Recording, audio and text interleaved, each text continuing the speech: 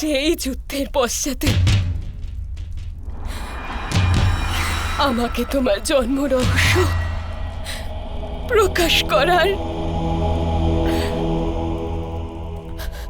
অনুমতি দিয়ে দাও পুত্র।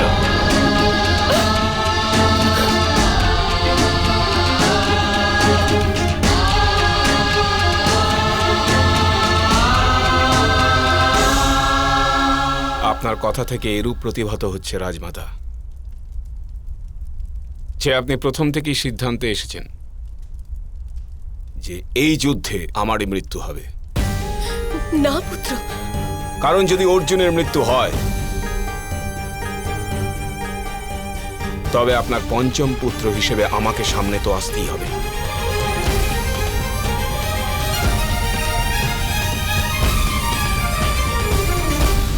কিন্তু যদি অর্জুনের এত সামর্থ্য থাকে যে ও আমাকে বধ করতে পারে, তবে আমি আপনাকে অনুমতি দিচ্ছি যে আমার মৃত্যুর পশ্চাতে আপনার পুত্ররা আমার অন্তিম ক্রিয়াকর্ম একজন শত্রুরূপে নয়, এক ভ্রাতা রূপে যেন করতে পারে। বন্ধনে যে কেমন ধর্ম ধর্মের কি বিধান, আপনাজ হলো পর ভাঙলো যে সুখের ঘর, এ বিধির লেখন নাকি বলিদান। যুদ্ধের সপ্তদশতম দিন।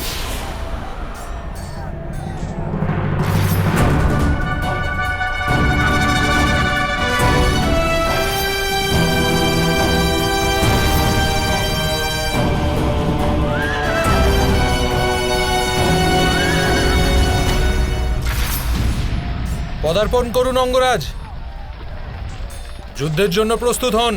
আমি তোমারই প্রতীক্ষা করছিলাম অর্জুন। যেদিন হস্তিনাপুরে তুমি সর্বপ্রথম নিজের কলা প্রদর্শন করেছিলে, সেই দিন থেকে আমি তোমার প্রতীক্ষা করে চলেছি। ধনুর্বিদ্যায় নিজের শ্রেষ্ঠত্ব প্রমাণ করতে পারবো, এইরূপ এক সুবর্ণ সুযোগের প্রতীক্ষা আমি জীবন ভর করেছি। প্রচেষ্টা প্রতীক্ষা অপেক্ষা অধিক লাভদায়ক হয় অঙ্গরাজ। অসত্য রাজকুমার, পক্ষীকে দেখে মুশিক ওড়ার প্রচেষ্টা করলে তাতে কি লাভ হবে? বাস্তবে যদি প্রতীক্ষা করতে থাকে তবে একদিন বাজ তাকে পায়ে আঁকড়ে উড়ে যাবে। ওই দিন মুশিকেরও ওড়ার মনোবাঞ্ছা পূর্ণ হয়। যেমন আজ এই সুত পুত্রকে আপনি ধনুক ধারণে সাহায্য করছেন। আমাকে দুর্বল বলার পূর্বে চিন্তা করে দেখুন মদ্ররাজ, শক্তি অস্ত্রকে প্রয়োগ করিয়ে নেয়ার আশায় নিজের ভ্রাতুষ্পুত্রকে বলিদান প্রদানকারী বলবান হয়, নাকি নিজের দেহ থেকে কবচ ও কুণ্ডল খুলে দান প্রদান করে যে মানুষ, সে অধিক বলবান হয়? আমাকে বধ করার হেতু দেবতাদের থেকে বিশেষ অস্ত্রের প্রার্থনা আপনি করেছিলেন অঙ্গরাজ, কিন্তু আমি আপনাকে বধ করার হেতু কোনো দান প্রার্থনা করিনি অঙ্গরাজ। আপনার বধ আমি যে কোনো সামান্য অস্ত্র দ্বারাই করতে পারি। ওঠাও ধনুক অর্জুন। যতক্ষণ আমার হস্তে আমার বিজয় ধনুক আছে ততক্ষণ তোমার একটিও বাণ আমার অঙ্গ স্পর্শও করতে পারবে না। ওঠাও ধনুক।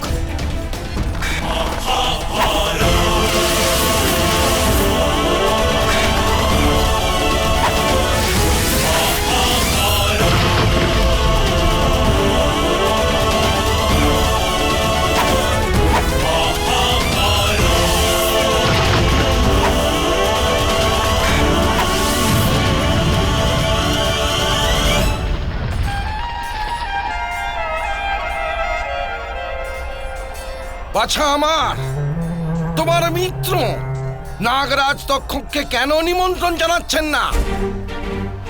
কিসের এত দ্বিধা এর মনে? আমাকে কর্ণের নিকট যেতে হবে মামাশ্রী। তাকে জিজ্ঞেস করতে হবে অর্জুন এখনো পর্যন্ত জীবিত রয়েছে কেন।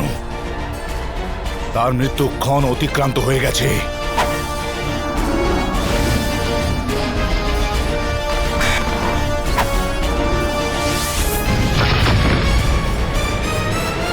সূর্যের অভিমুখে জল ফেললে সূর্য অস্ত যায় না অর্জুন।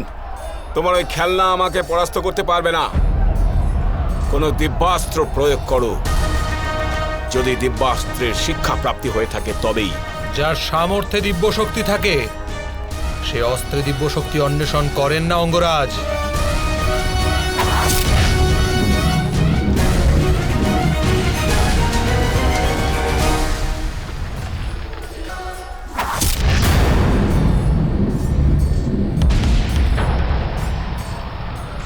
ভদ্ররাজ, আপনি রথের দিক কেন বদলালেন না?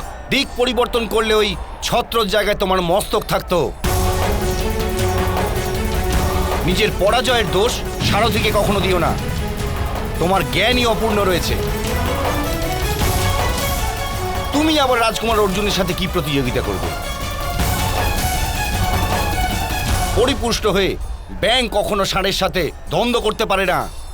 এই কথা মেনে নাও আর ক্ষমা চেয়ে নিজের শিবিরে যাও।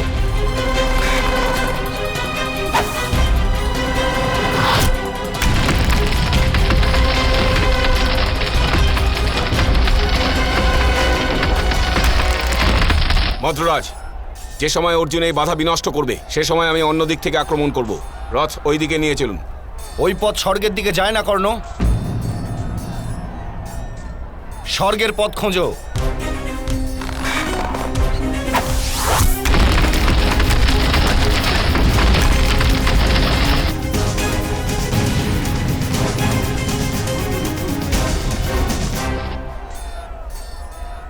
যদি পাতালেও যাও তবুও অর্জুনের রথ তোমার সামনে দাঁড়িয়ে থাকবে।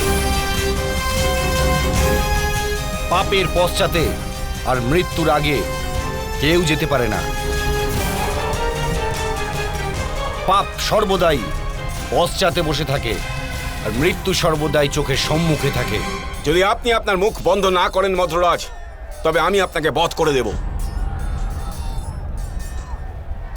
আমার বধ অবশ্যই করতে পারবে। আমার হাতে অস্ত্র নেই, কিন্তু যার হাতে অস্ত্র রয়েছে তাকে তো বধ করতে পারছো না। রাজকুমার অর্জুন, আমাদের সরসেনাপতি আপনার ধনুককে ভয় পাচ্ছে। দয়া করে আপনি ধনুক ত্যাগ করুন।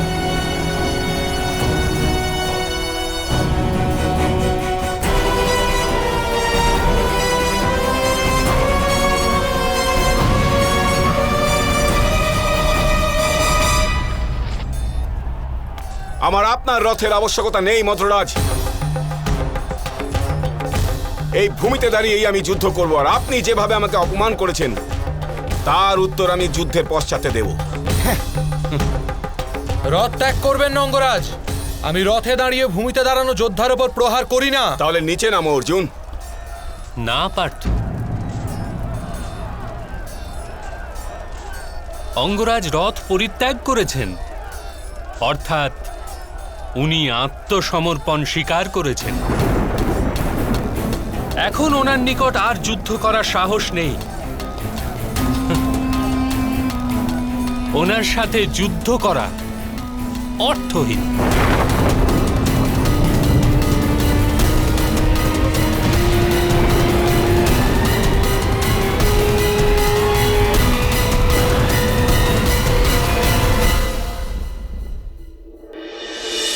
নাগরাজ তক্ষক, আমার তীরে উপবেশন করে লক্ষ্য ভেদ করুন।